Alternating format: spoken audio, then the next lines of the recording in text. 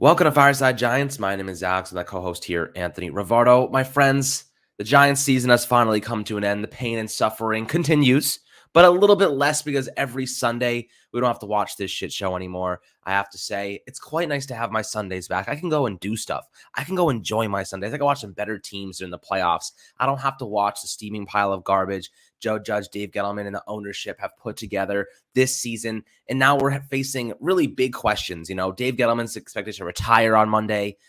Is Joe Judge going to leave? Are they going to move on from him? I think Jay Glazer said before the game started today that Joe Judge wants Kevin Abrams as his GM because I think Joe Judge knows if I get Kevin Abrams as the GM, I'm going to have all the power to make personnel decisions. Because Kevin Abrams, while he has some experience, Joe Judge will have a lot more power. And giving power to a coach that has just pioneered 6 blowout losses to finish the season is not something I really want to do. And I imagine most Giants fans are in the same boat. They're going to lose this game 22-7 to Washington. Jake Fromm finishes with 96 total yards passing.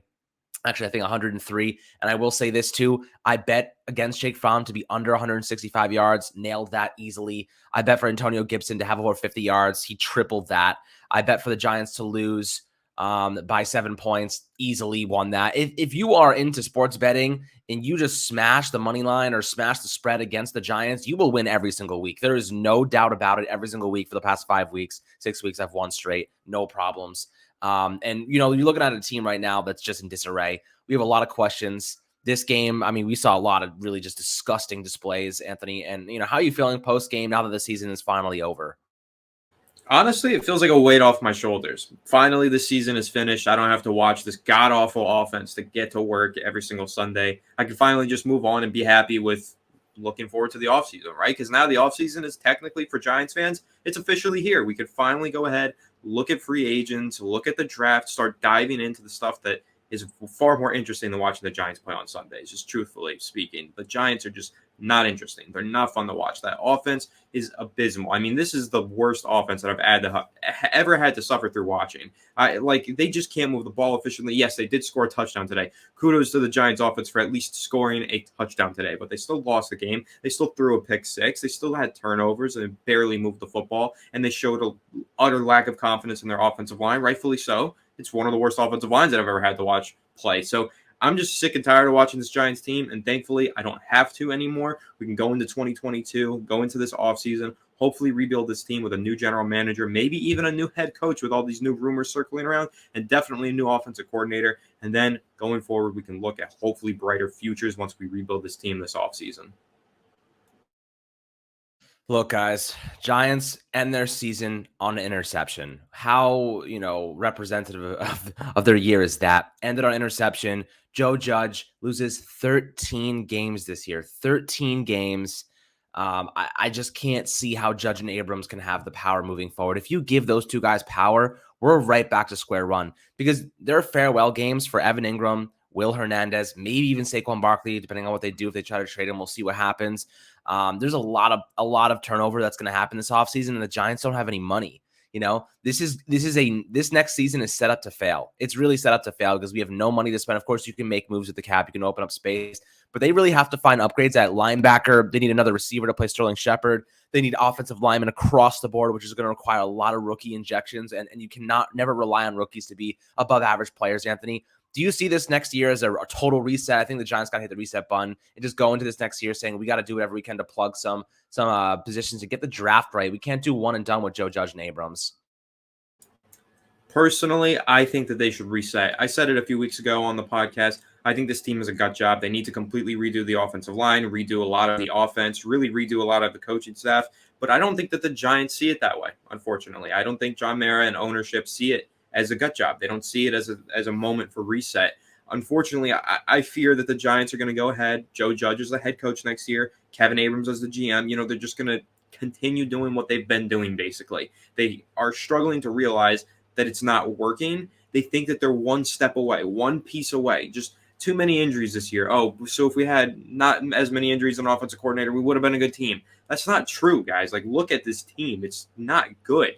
They just don't win games. This is a bad team, a horrible offense, and you're not just going to nail this offensive coordinator hiring without making some serious changes. Changes need to be made. The Giants, I feel think that they're really close, but In reality, I think all of us fans know that they're not that close. They need to make some significant changes before they get to being close enough to win football games and become a good team. So, yes, Alex, I think that this is an offseason where the Giants have to go into it, hit the reset button, new general manager, probably new head coach and entire new coaching staff. I love Patrick Graham, but I mean, he's Joe Judge's guy. I doubt that he stays around. Plus, he's looking No for way. head coaching jobs elsewhere. I think that Patrick Graham is probably on his way out if Joe Judge is on his way out. You never see that. You never see a head coach get fired and then his coordinators remain. That's just so rare. I really think that the Giants, though, going into this offseason, it's important now. You have these 2 first-round picks. You have to get a great talent evaluator at the general manager position. That's number one. First and foremost, you have to land this upcoming NFL draft. But secondary, if you are going to make a change at the head coaching position, the Giants have to get somebody that's credentialed, somebody with experience, a super good, well-known name, a good head coach, finally, to just stay here for 5+ years, because this 2 years and done stuff is so bad. It's a horrible look for the franchise, and it's not producing wins. It's not producing consistency. It's really, really bad. It's time for the Giants to really look themselves in the mirror. John Mara needs to look himself in the mirror, hit the reset button, and fix this freaking team. Yeah, and listen, if you can justify a head coach, right? This is a stat that really implicates Joe Judge.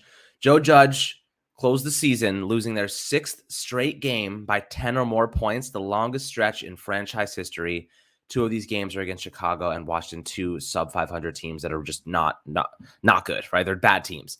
The Giants got blown out by both. This is one of the most embarrassing seasons I've seen, if not the most embarrassing. I think it's more embarrassing than last year. We're talking about a team that ran 2 back-to-back quarterback sneaks just to get in better punt position because they have no faith in their offense. And I understand why they did it. But then 1 minute later, that's pretty much losing formation. You're running back-to-back sneaks because you don't trust your offense. Minute later, Joe Judge is trying to ice the kicker at the half, which Joey Sly kicks it through anyway. It was just like embarrassing to a level where I feel like I've been offended. I feel like they're flipping me off every single time I watch this team. It is a high school level team. There's no discipline, execution, nothing. The coaching staff is a band of misfit toys. I think there are some individually good coaches in that group, but as a team, as a unit, they obviously don't have it down.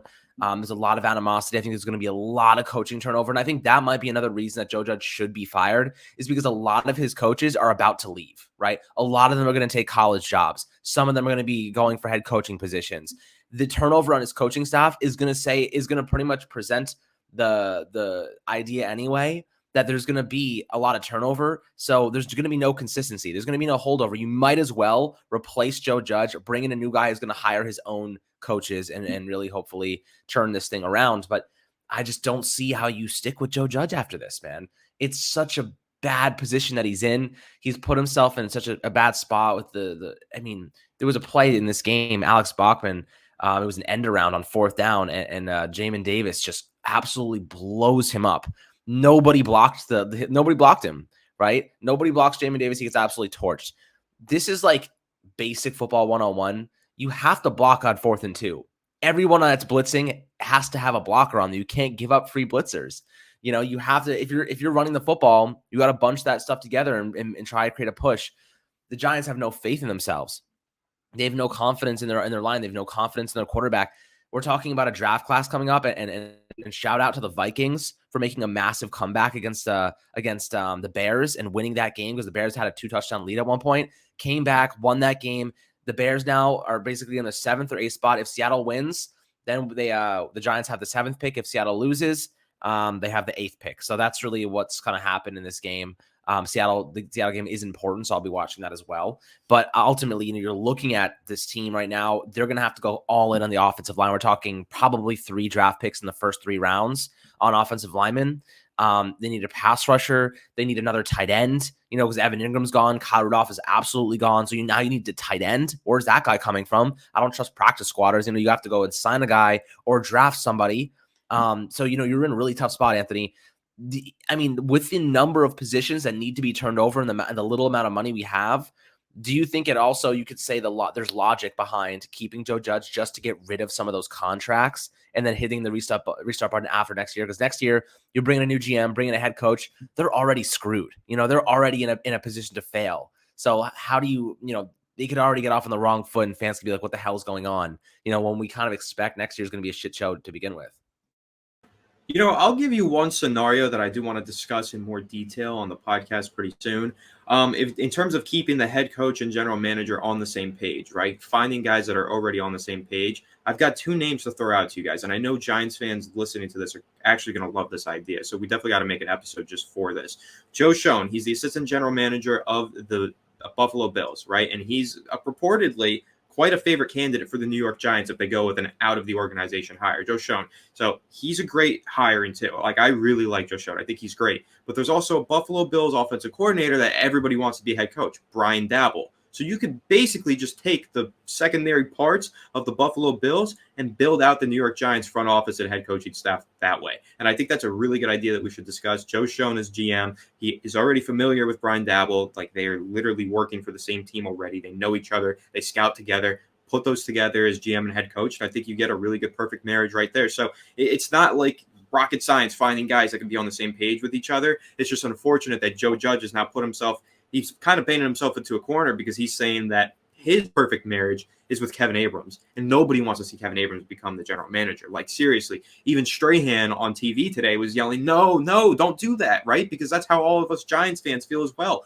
Go with someone outside of the organization. That's what the Giants have to do. They can't keep promoting from within, can't keep finding guys with connections to the organization. They have to make a serious change, really turn things around, serious roster turnover, serious head coaching staff turnover, and the front office. Honestly, if we're talking about gut jobs anywhere on the roster, we're not even talking about the roster. We're talking about the front office. That is a gut job. That thing needs to be torn to shreds and replaced completely. Does John Mara have the balls to do that?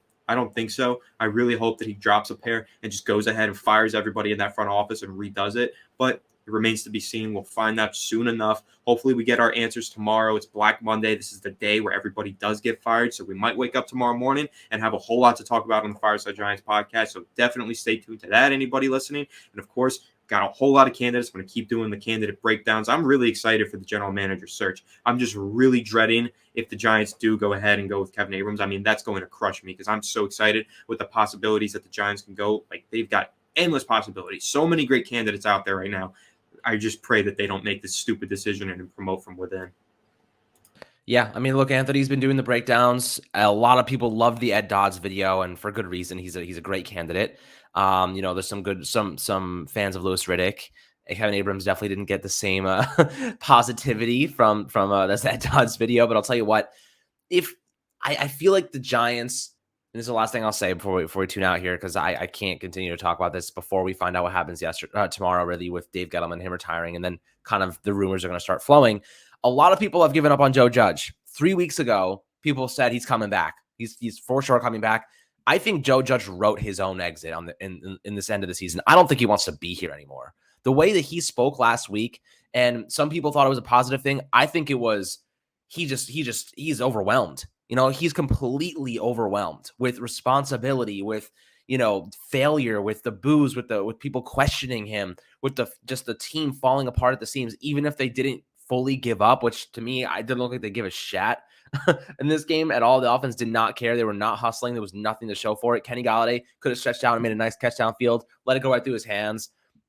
This team did not show the fight energy. You go look at Houston, go look at Jacksonville, go look at the Lions. They all fought tooth and nail today. Some of them even won. Jacksonville beat the Colts today. It's nice to see when your team goes out fighting. The Giants didn't even try today, and that's really what said a lot to me.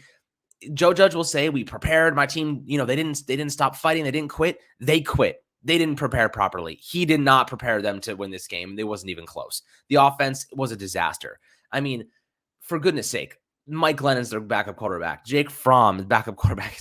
It just gets worse and worse and worse. It's awful, man.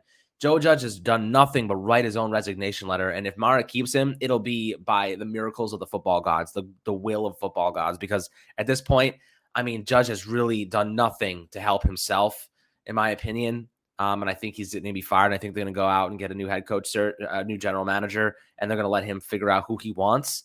But right now, let's wait and see what happens, guys. The season is over. Go enjoy your Sundays again. You don't have to watch this shit show. We will be producing content daily, as always, during the offseason, taking a look at everything you need to know: offensive coordinators, head coaches, if Joe Judge is fired, general manager candidates, free agency, mock drafts, player evaluations. We're going to try and get as many player interviews as we can. We got you guys covered with everything that you could possibly need this offseason and even more. So hopefully you guys appreciate that. Make sure to like and subscribe the video below as always, and we'll catch you guys on the next Fireside Giants episode.